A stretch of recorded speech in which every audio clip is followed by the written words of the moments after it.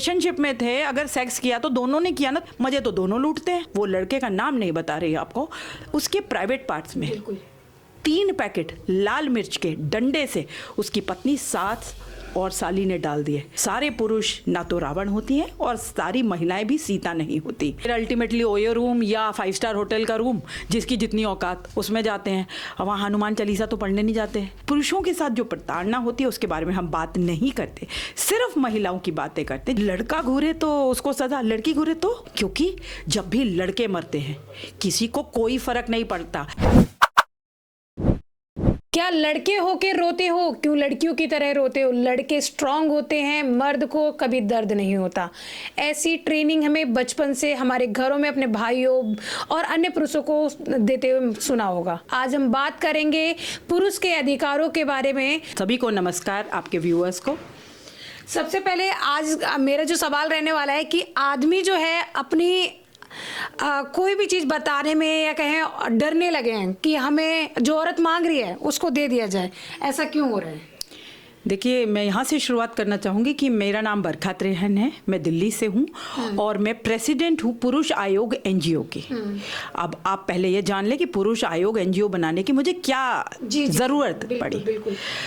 After all इतने संघर्ष करने के बाद, कम से कम लाखों ईमेल्स, मैसेजेस, मुलाकातों, जिनमें शामिल थे सारे मिनिस्टर्स इस देश के, सारे मतलब पार्टी कोई भी हो सकती है, चाहे आम आदमी पार्टी हो, चाहे बीजेपी हो, चाहे कांग्रेस, इन तमाम नेताओं को मिलने के बाद, इवन जुडिशरी में तमाम लोगों को मिलने के बाद, बहुत सारे बुद्धिजीवियों से मिलने के बाद इस मांग को बढ़ाया कि पुरुष आयोग का गठन जल्द से जल्द होना चाहिए।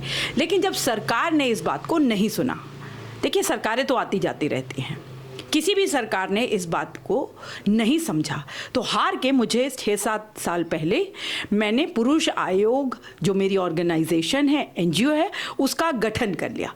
लेकिन हमारी मांग जो है वो सरकार से है कि जल्द से जल्द सरकार एक मेंस कमीशन का फॉर्मेशन करे और जेंडर न्यूट्रल लॉज बनाए। सिर्फ 2 मांगे हैं हमारी, बहुत जायज़ 2 मांगे हैं, जिसमें समान कानून की हम बात कर रहे हैं। इस देश में हमेशा से डिवाइड खेला गया, डिवाइड एंड रूल, तो वही है। जेंडर्स के डिवाइड बहुत हो रहा है, रिलीजन का डिवाइड ऑलरेडी हो चुका है, जेंडर्स के बीच में डिवाइड किया जा रहा है, और आज भी पुरुषों के साथ जो प्रताड़ना होती है उसके बारे में हम बात नहीं करते, सिर्फ महिलाओं की बातें करते हैं, जबकि प्रताड़ना पुरुषों के साथ भी होती है, ट्रांसजेंडर के साथ भी होती है। जिस देश में यूसीसी की बढ़ चढ़ के मांग होती है, जिस देश में बड़ी बड़ी बातें होती हैं यूसीसी को लेकर के, वहाँ पति के लिए क्या कोई कानून है? पत्नी के लिए तो बहुत कानून है, पति के लिए कोई कानून नहीं। अब आपका सवाल पे आती हूँ। आपने कहा कि आखिर लोग इतना डरने क्यों लगे हैं? लड़का जाए तो जाए कहाँ? आप बताएं, क्या उसके पास कोई पटल है जहाँ पे वो अपनी बात रख सके? अगर कोई लड़की उसके ऊपर, चाहे वो पत्नी के रूप में, चाहे गर्लफ्रेंड, चाहे बहन, चाहे कोई भी XYZ, कोई फ्रेंड, महिला मित्र, कहीं पे भी कलीग है, कहीं पे भी कोई भी फर्जी केस डाल देती है, तो वो कहाँ जाए? अपना दुखड़ा किसको सुनाए? अपनी व्यथा किसको सुनाए? ना कोई हेल्पलाइन नंबर है, ना कोई पुरुषों की बात करनी चाहता है, ना कोई मर्द के दर्द को समझ रहा है। ह्यूमन राइट्स की बड़ी बड़ी बातें पूरे संसार में, पूरे विश्व में होती हैं, ह्यूमन राइट्स, लेकिन पुरुषों के ह्यूमन राइट्स भी नहीं है। मेंस राइट की हम कभी बात ही नहीं करेंगे, क्योंकि हमें सिर्फ वुमन रैट रेस अपीजमेंट में भाग लेना है। मतलब सिर्फ महिलाओं को अपीज करते रहता है। हर बात में हमें लगता है कि सिर्फ महिलाओं की ही सुनी जाए। पॉलिसीज़, वो विमेन एंड चाइल्ड मिनिस्ट्री में जहाँ पर बच्चों के लिए काम होता है, वहाँ सिर्फ बेटों के लिए कोई पॉलिसी नहीं बनती, सिर्फ बेटियों के लिए पॉलिसी बनती है। प्रोस्टेट कैंसर कितना घातक है आप सब जानते हैं, लेकिन बातें क्या करेंगे हम? सिर्फ ब्रेस्ट कैंसर की।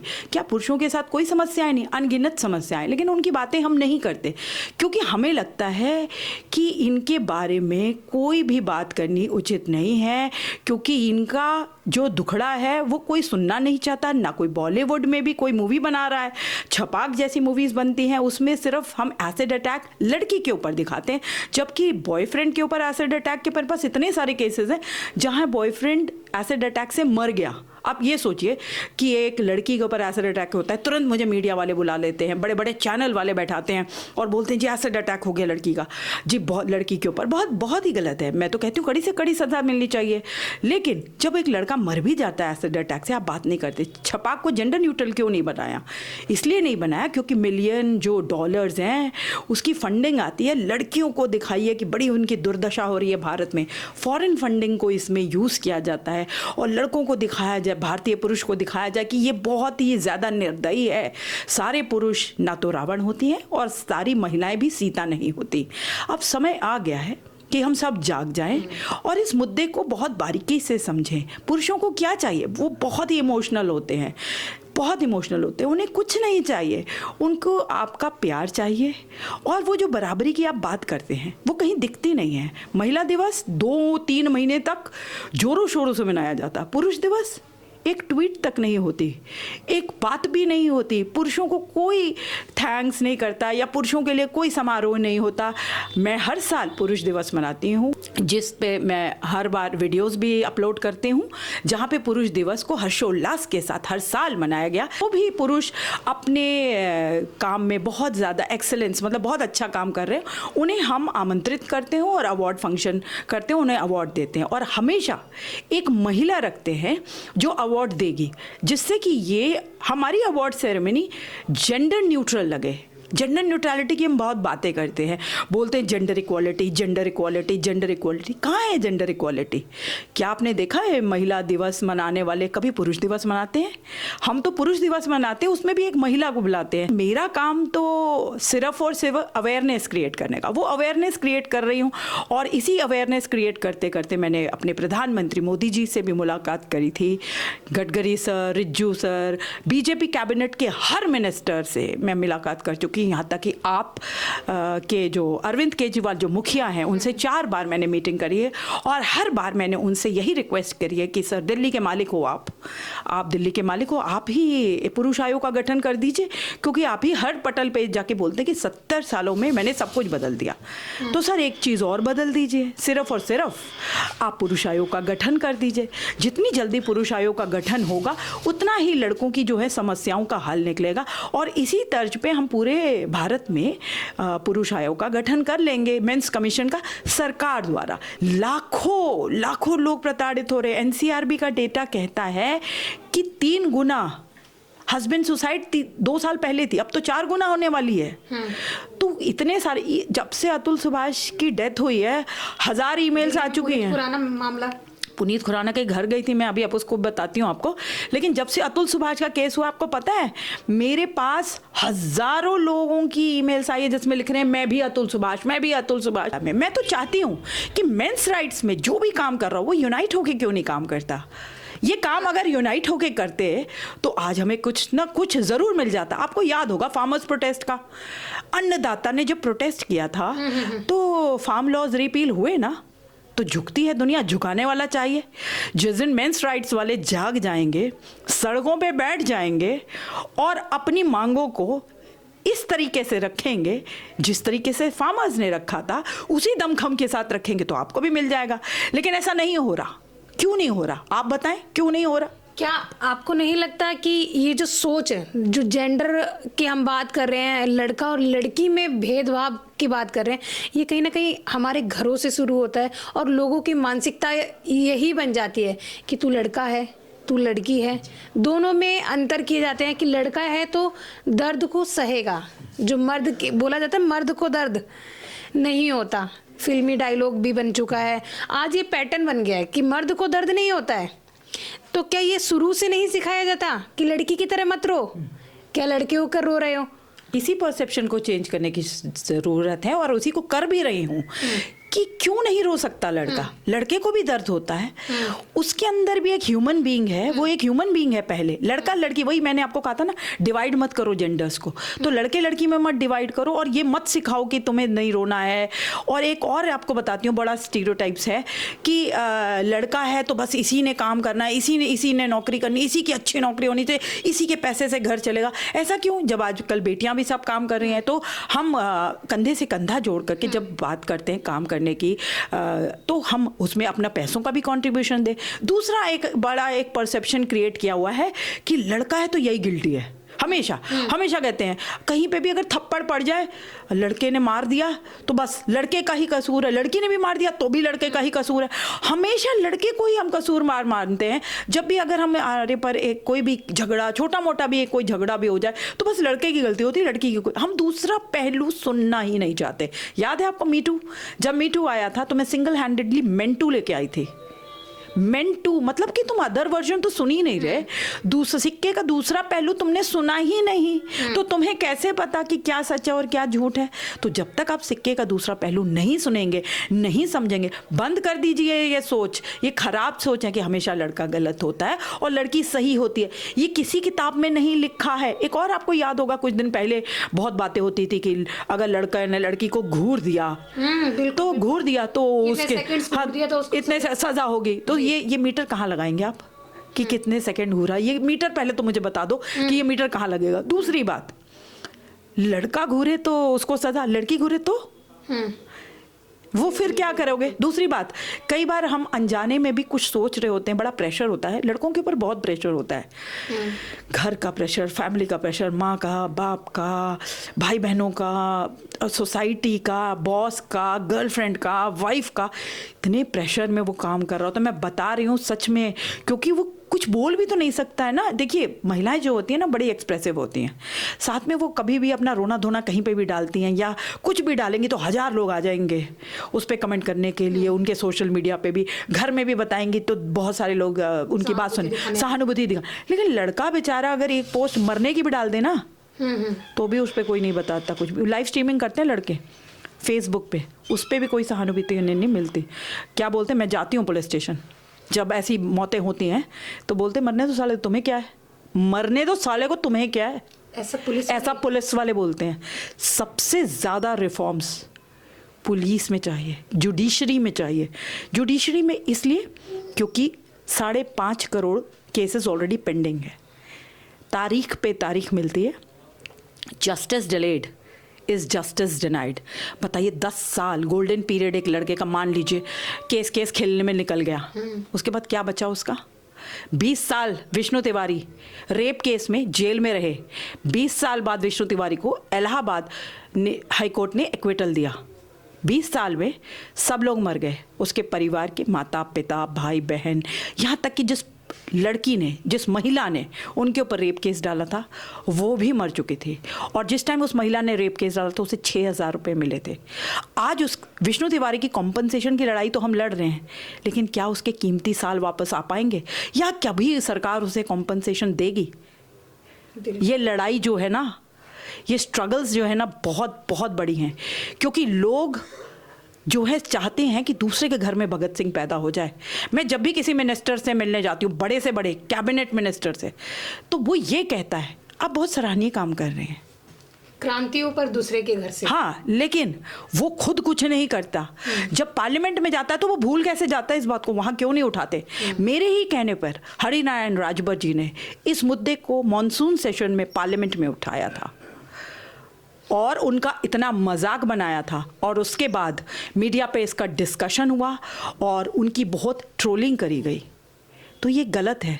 सबका नंबर आएगा, चिंता ना करो, कोई नहीं बचेगा। अच्छा मैम, एक और चीज़ होती है कि जब होटल जाते हैं, ओयो जाते हैं, लड़का लड़की दोनों सहमति से जाते हैं, पर अगर पकड़े जाते हैं या बाद में क्या होता है अगर लड़के ने इनकार कर दिया शादी से, तो ऐसे में वो दोषी हो जाता है। आपको पता है जो रेप केसेस होते हैं ना, 80% आर फॉल्स। कॉन्सेक्सुअल सेक्स का ज़माना है और जितने भी प्रीटेक्स्ट ऑफ मैरिज पे ये सारे रेप केसेस डालते हैं। ये लड़के क्या, इनको 2 महीने की बच्चियां हैं जो इनको गोद में उठा करके यहाँ से ले जाते हैं। पहले गिफ्ट लेते हैं, छोटा गिफ्ट, फिर बड़ा गिफ्ट, फिर और कोजी रिलेशनशिप हो जाता है, फिर मॉल में घूमते हैं, फिर और जगहों घूमते हैं, फिर अल्टीमेटली ओयो रूम या 5 स्टार होटल का रूम, जिसकी जितनी औकात, उसमें जाते हैं। अब वहाँ हनुमान चालीसा तो पढ़ने नहीं जाते हैं, वहाँ सेक्स करने जाते हैं ना। तो सेक्स करने के बाद रेपरकशंस, मतलब कॉन्सिक्वेंसेस सिर्फ लड़का बेयर करेगा। ये जितनी भी साइट चल रही है ना, डेटिंग साइट, टिंडर से लेके XYZ, कोई सी भी साइट, वहाँ क्या होता है भाई, यही कुछ होता है ना, बम्बल ले लो, यही है, डेटिंग साइट्स हैं, मिलते हैं फिर सेक्स करते हैं। आजकल तो आम हो गया है बताना कि मैंने 70 के साथ सो लिया, मैंने 80 के साथ सो लिया, मैंने 100 के साथ सो लिया। तो उसके बाद लेकिन लड़का क्यों अकाउंटेबल है? लड़के को क्यों आप जेल में डाल देते हैं? उसके ऊपर रेप केस डाल के उसे जेल में डाल देते हैं। अभी 1 महीने पहले एक लड़की का रो के मुझे कॉल आया था, बहुत ज़्यादा रो रही थी। मैंने कहा क्या होगा भाई, इतने सारे कॉल कर दिए। मैं एक डिस्कशन में थी, डिबेट में थी, तो मैं उसका कॉल नहीं उठा पा रही थी। बाद में मैंने उसे कॉल किया, मैंने कहा क्या हो गया? वो लड़की भी इतना रो रही, कह रही मेरी माँ का डायलिसिस होना है, मेरे भाई को जेल में डाल दिया, मेरे पिताजी मर चुके हैं और मेरे भाई को जेल में डाल दिया, अब माँ का डायलिसिस कौन कराएगा? और लेकिन मेरे भाई को क्यों जेल में डाला? वो तो एक रिलेशनशिप में एक लड़की के साथ था। अगर डालना है तो दोनों को डाल दो ना भाई, दोनों को डाल दो। रिलेशनशिप में थे, अगर सेक्स किया तो दोनों ने किया ना, तो मेरे भाई को काहे के लिए जेल में? रेपिस्ट लड़का क्यों होता है भाई? मजे तो दोनों लूटते हैं भाई। जब सेक्स करते हो तो मजे के लिए करते हो ना सेक्स। तो सेक्स किया है, 21वीं सदी में रह रहे हो, एडल्ट हो नहीं हो, तुम्हारे को घर में तो कोई गोद में उठाने नहीं है, तुम्हारे माँ बाप को बता के जाया करो ना कहाँ जा रहे हो। और शादी से पहले मत करो ना सेक्स, क्यों करते हो? फिर बोल देते हो कि जी मैं स्पाइक्ड माई ड्रिंक। एक तो एक बड़ा ये बहाना है हमेशा, स्पाइक्ड माई ड्रिंक। मत पियो ना ड्रिंक, किसने कहा है तुम्हें ड्रिंक पीने के लिए? दूसरी बात, सेक्स मत करो, छुट्टी, सेक्स मत करो और ना ही ब्लेम लगाओ। अच्छा वो सेक्स 2 करोड़ 3 करोड़ 4 करोड़ 5 करोड़ लेने के बाद वो रेप खत्म भी हो जाता है। तो रेप हुआ था कि नहीं हुआ था? कोई मुझे ये बताएगा कि ये जो रेप चिल्लाने वाली लड़कियां हैं, जिस दिन इनको ना जब पता चल जाए कि ये फर्जी रेप था, तो 10 कुछ 2-4 को ना फांसी की सजा सुना दो, अपने आप खत्म हो जाएगा ये सब कुछ। कोई भी लड़की FIR फाइल कराने जाती है ना, चाहे वो 498 की डाले, चाहे डोमेस्टिक वायलेंस किसी भी की भी डाल दे, वो किसी भी सेक्सुअल हैरेसमेंट का केस डाले, कोई सा भी डाले, रेप का भी डाले, उसको बोले एक एफिडेविट दे। उस एफिडेविट में वो नार्को टेस्ट, ब्रेन मैपिंग, ये सब करवाने के लिए कहे कि कभी भी कर सकते हो। और जो मैं बोल रही हूँ इसमें पूर्णतः सत्य बोल रही हूँ। अगर आपको लगे कहीं पे भी मेरा झूठ है तो आप ये सब करा सकते हैं। तब देखिए कितने इसमें डाउनफॉल आएगा ये फर्जी केसेस में। ये सब नहीं करना, सॉल्यूशंस पे कभी किसी ने बात नहीं करनी। मुझे याद है सुषमा स्वराज जी से अनगिनत मुलाकातें करी थी मैंने, 400, जब यूपीए की गवर्नमेंट थी तब सुषमा जी कह रही थी कि हम आएंगे तो 498 हटा देंगे। कहाँ हटा 498? क्योंकि जब भी लड़के मरते हैं किसी को कोई फर्क नहीं पड़ता। दिल्ली में इलेक्शन हो रहे हैं, क्या हो रहा है इलेक्शन में? घर घर जा रहे हैं वोट मांगने। मैं सभी लड़कों से अपील करना चाहूंगी, इस किसी भी पार्टी को मत वोट करो जो तुम्हारी बात ना सुने, क्योंकि एक पुरुष का दर्द अगर आपको नहीं समझ आता, अगर आप अपने मैनिफेस्टो में इसको नहीं ऐड करने वाले, तो हम आपको वोट नहीं देंगे। उस घर की महिलाओं को भी उनको वोट नहीं देना चाहिए, चाहे नोटाना दबाना पड़े, कोई भी किसी की भी सरकार नहीं आनी चाहिए। अगर आप नहीं सुन रहे, आप बहरे हो गए हैं, बिल्कुल बहरे हो गए हैं और गूंगे हो गए हैं, आपको इन पुरुषों की आत्महत्या के बारे में नहीं पता। मैं अभी आपको बता रही हूँ 4 गुना आत्महत्या की दर है। कितना मीडिया पे अभी अपरोर था, कितने डिस्कशंस हुए, लेकिन क्या डिस्कशन ही सिर्फ होगा? हमेशा डिस्कशन होगा? बदलाव कब आएगा? कब बदलाव आएगा? क्या चाहते हैं हम कि सारे देश के पूरे देश के लड़के मर जाएं तब बदलाव आएगा? चाहते क्या हम? और जो महिलाएं इक्वालिटी का झंडा झुलाती हैं, बिग बिंदी ब्रिगेड जो है, जो ये विमेंस राइट्स वाले हैं बड़े बड़े, आज वो कैंडल मार्च क्यों नहीं कर रहे अतुल सुभाष के लिए, पुनीत खुराना के लिए? दिल्ली में क्यों नहीं हो रही? जब निर्भया जैसे एक लड़की मरती है तो 80% कैंडल मार्च में लड़के होते हैं, लेकिन जब निर्भया मरता है हरियाणा में, तब उसकी बहन मुझे कॉल करती है और मैं जाती हूँ। निर्भय मतलब वो लड़के का नाम नहीं बता रही आपको, उसके प्राइवेट पार्ट्स में 3 पैकेट लाल मिर्च के डंडे से उसकी पत्नी सास और साली ने डाल दिए। उससे उसकी इंटेस्टाइन टूट गई और वो PGI रोहतक में एडमिट था, मरने जैसी हालत, बल्कि डेथ बेड पे था। मैं वहाँ गई थी, बहुत दुर्दशा हुई थी उस लड़के, हिला तक नहीं जा रहा था। और वो सिर्फ एक फार्मर है, एक किसान है। किसान के साथ तो आप बहुत बोलते हैं कि मेरा बड़ा मन जुड़ा हुआ है किसान के साथ, वो किसान आपको नहीं दिखा? किसी मीडिया ने उसकी रिपोर्टिंग तक नहीं करी, उस किसान के बारे में किसी ने नहीं बताया। उसके बाद मैंने पूरे परिवार को गिरफ्तार करवाया, पूरे परिवार को, जिसने ये किया था। क्योंकि SHO खान साहब को जब हमने बताया, प्रोटेस्ट करी कि गिरफ्तारी करे, तो उन्होंने नहीं गिरफ्तार किया। उन्होंने जैसे ही गिरफ्तार किया उसके बाद बेल दे दी। बेल दे दी। तो फिर मैं दोबारा गई रोहतक और मैंने कहा कि पूरे परिवार को जब तक नहीं गिरफ्तार करोगी, क्योंकि यहाँ अटेम्प्ट टू मर्डर की धारा लगनी चाहिए। उन्होंने पहले कम धारा में उसको तुरंत अरेस्ट किया, दिखाया और उसके बाद बेल दे दी। तो यही धांधली चलती रहती है और हर जगह मेरे पास तो अनेकों केसेस हैं। मैं आपको 15 दिन तक भी बताती रहूँगी तो ये केसेस नहीं खत्म होंगे। पीएचडी दुल्हन 12 बजे कहती है, बुला लेती है मीडिया को और कहती है कि तुरंत गिरफ्तार करो इस लड़के को, ये मुझसे फॉर्च्यूनर मांग रहा है, 20 लाख रुपए मांग रहा है। उसमें मैंने कहा था ईंट से ईंट बजा दूंगी। मेरे पास सारे डॉक्यूमेंटेड एविडेंस भी है, ऑडियो एविडेंस भी है। मैंने पुलिस स्टेशन में और अन्य नेताओं को वहाँ कॉल करके बता दिया था कि मैं वहीं आ रही हूँ। अगर इस लड़की की गिरफ्तारी हुई, क्योंकि उसके एक महिला आयोग से आई थी मिस दलाल, उन्होंने बोला माँ बाप को गिरफ्तार करो। मैंने कहा माँ बाप का क्या कसूर है? एक तो लड़के का कोई कसूर नहीं है, उसके मैंने सारे एविडेंस देख लिए हैं। दूसरी बात, आपने पूरी जगह पे लड़के का नाम दिखा दिया और उसकी फ़ोटो दिखा दी, उसके लिए इतना आपने पूरा जीवन बर्बाद कर दिया उसका। वही हुआ। 2 दिन बाद उस लड़की ने केस वापस ले लिया। तो क्यों वापस ले लिया? अगर वो सच बोल रही थी तो केस वापस क्यों ले लिया?